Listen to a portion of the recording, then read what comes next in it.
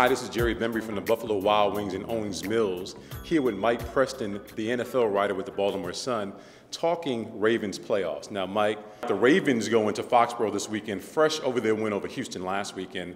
The last time the Ravens played the Patriots in the postseason, they won 33-14 2 years ago. Does that give the Ravens any type of edge going into this weekend? Yes, it does, because New England is tough to beat at home. So they went in, they established themselves. They established the running game.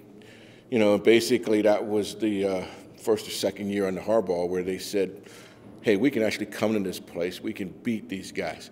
Now, does that transpire or transfer into some type of victory? No. A couple of weeks ago, you caught a lot of heat for criticizing both Ed Reed and Ray Lewis. Now, this week, Ed Reed comes out there and criticizes his quarterback, Joe Flacco. What do you think was behind Ed Reed stepping out and coming out with some very verbal criticism of his quarterback? It's crunch time. It's that time he step up. You watched that game last week, and Joe Flacco didn't just play poorly. The whole offense played poorly. But, if you play the Patriots, you're going to have to match Brady. Okay, so Ed basically said, hey, Joe, you can't be rattled this week, son. You got to step up and make plays. You can't play like you did last week, or we're going to go home early. So I'll say this to you, and hopefully it ticks you off. Step up your game. I liked what he did. And one of the reasons why I like what he did, because I did that to his butt the week before. That's what makes it even much more fun. Now, you mentioned that Flacco has to step in and match Brady. Now, the last time they won in Foxborough, Flacco only completed 4 passes in that game. I mean, can they get away with that kind of performance this weekend and win? No. But what you have to do is be careful. You don't go in and say, it's going to be a shootout. We have to match him. No, you go establish the run first and say, okay, we can run the ball, and then we go to the play action. But if it doesn't work, you still have a quarterback who's strong-arm enough. You still have enough receivers that can put points on the board that can play with these guys a little bit. That's what you look at. That's how they have to approach it. But a lot of pressure this week, a lot of coaches, very tight butts over there at the Castle this week.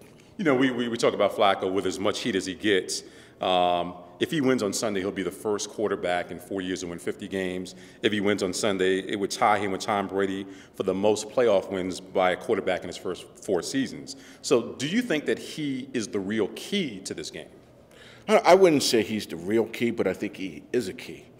And people like to point out, oh, he's won all of these games.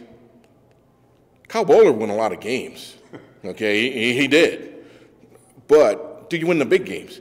When you go against Peyton Manning, Ben Roethlisberger, Brady, do you beat those guys? Because that's how you have to get to the Super Bowl. You can beat the rest of these Joe Blows in the league. That's fine.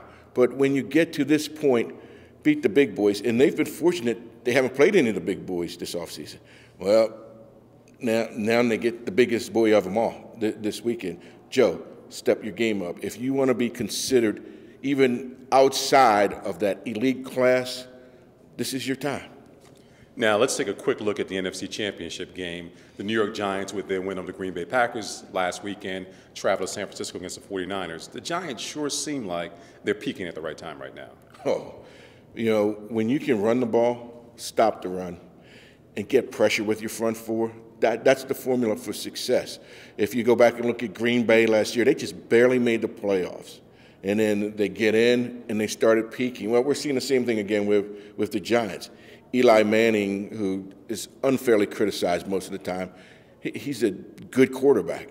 He's playing well. I think they win that game. And in San Francisco, they're playing well. As a matter of fact, of all the 4 teams left, 3 of the 4 seem to be peaking at the same time. There's only one that doesn't seem to be peaking. That's the Ravens. Yeah, I was going to ask you about your prediction. So you say you think the Giants are going to go beat the 49ers. What is your prediction for the Ravens-Patriots game this weekend? I think the Ravens will win. Now, that's going to surprise you, but in November, I think it was November, when they beat the Jets, I said the Ravens were the best team in the AFC. So I can't back off of that. I will not back off of that because they are the team with the least amount of weaknesses. They're probably the most balanced team in the postseason. So they have no fear of New England. I kind of like how they've been low profile this week. They're not talking very much. So, oh, I love Brady Ray. I love Brady Bill Belichick. But they hate those guys. Terrell Suggs said he had respect for Brady this week. They despise each other. And so when it comes around, it's kind of fun to see the sportsmanship and the jockeying around. But when it comes to Sunday, I think the Ravens, they're in a great position to do what they need to do. One, they're playing on the road, but they're playing a quality team, and they play well against quality teams on the road. You got that high-powered offense of New England. You got the Ravens' high-powered defense, so that's personal. Oh, man, well, we're going to take these guys on. And they stunk last week against Houston. They won, but they stunk. When you go out and you perform like that, you got to come back. You got to come back and show you got some heart. You don't leave your heart at M&T Bank. You take it to Gillette. That's what will get them through. From the Buffalo Wild Wings in Owings Mills, that's Mike Preston, columnist with the Baltimore Sun, who also happens to be the Maryland Sports Writer of the Year. And I'm Jerry Bembry for 88.1 WYPR, your NPR news station.